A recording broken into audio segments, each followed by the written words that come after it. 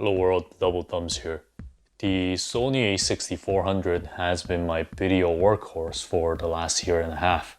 Its 4K image quality, the small size, the mic input, and the flip-up screen, along with the 1080p slow-mo, makes this camera a popular video camera among YouTubers and home video makers.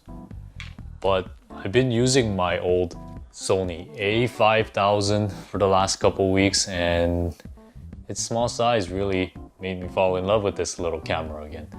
And that got me wondering, is the A5000 that much worse than the A6400? How do they compare? And I wanted to compare the two cameras, the old A5000 to the new A6400, and there are many similarities and many differences, and the biggest one being that A5000 is $250, whereas the A6400 is $1,000. So is the A5000 still usable in 2020, or do you need the new A6400? Let's go find out.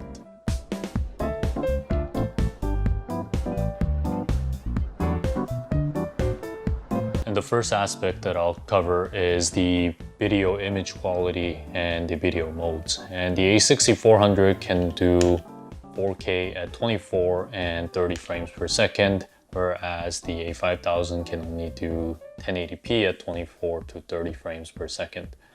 And the 4K image coming out of the A6400 is a 6K image downsampled to 4K, so it definitely is one of the best 4K images, especially at this price range. The 1080p out of the A5000, it's definitely usable and it's acceptable, but nothing too great. So for those of you watching this video on your smartphone, is the 1080p video coming out of the A5000 making your eyes hurt?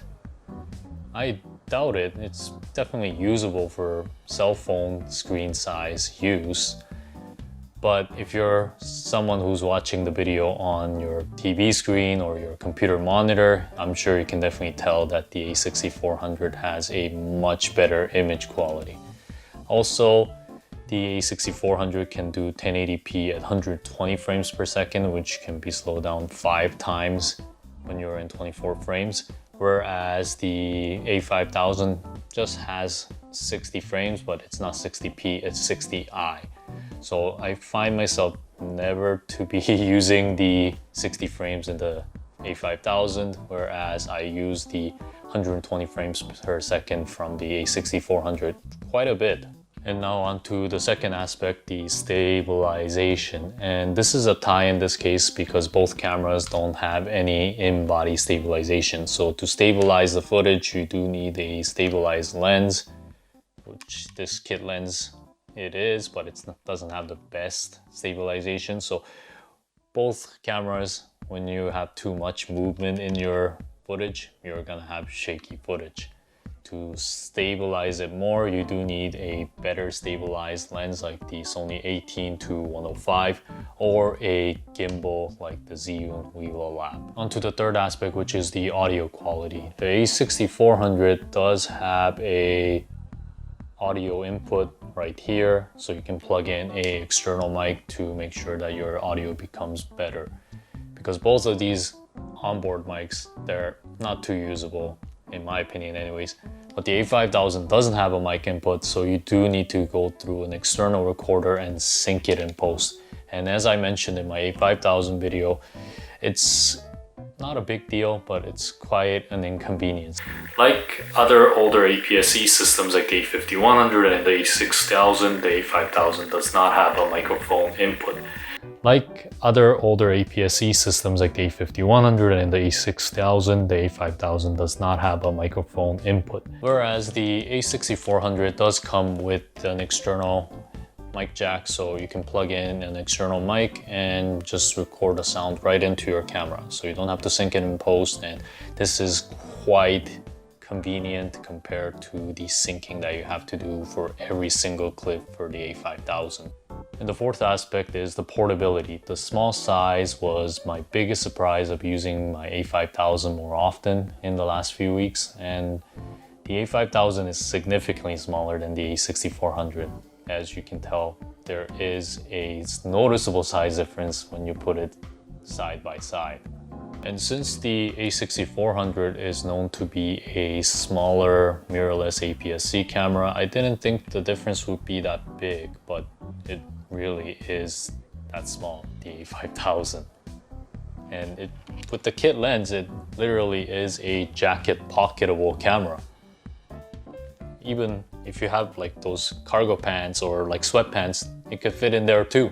The A5000 also weighs much less. At 269 grams, it's much lighter than the A6400 at 403 grams. The A5000 with the kit lens, which weighs 116 grams, weighs 385 grams, which is actually lighter than just the body of the A6400. The small size and the lightweight made me realize how much of a perfect YouTube camera this camera would be if it was able to record 4K image and if it had a mic input. This really would be that camera that everybody would buy, if priced right, of course.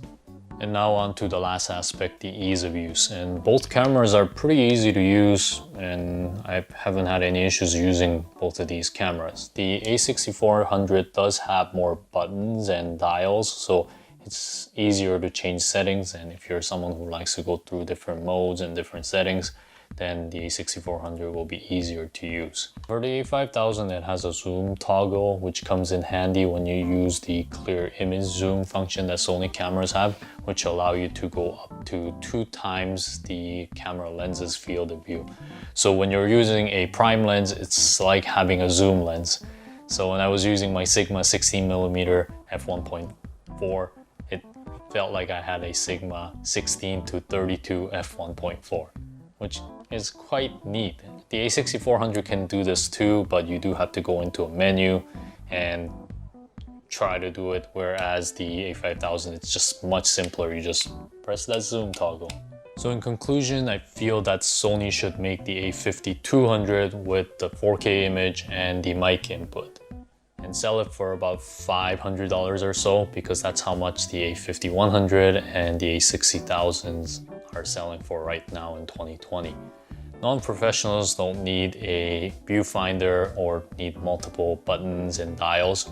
We just want a small and light camera, point and shoot size camera that has an APS-C sensor that shoots 4K and has a mic input. And priced right at about $500, I would even buy it at $700. That camera would sell like hotcakes, and I don't even care if it has a 15-minute record limit, because not a lot of us record 30-minute videos and things like that. And if you do, then we can always step it down to 1080p and have unlimited record limit. And that's what I realized over the last couple of weeks using the A5000. It's just much smaller, much lighter than the A6400, which is a huge convenient feature for the A5000. But until that time, the A6400 remains the king of 4K YouTube / home video making camera. But what do you guys think? Is the A5000 good enough with its 1080p and the external audio option, or is the A6400 at $1,000 still the best budget YouTube / home video making camera? Let me know down below, and until next time, bam!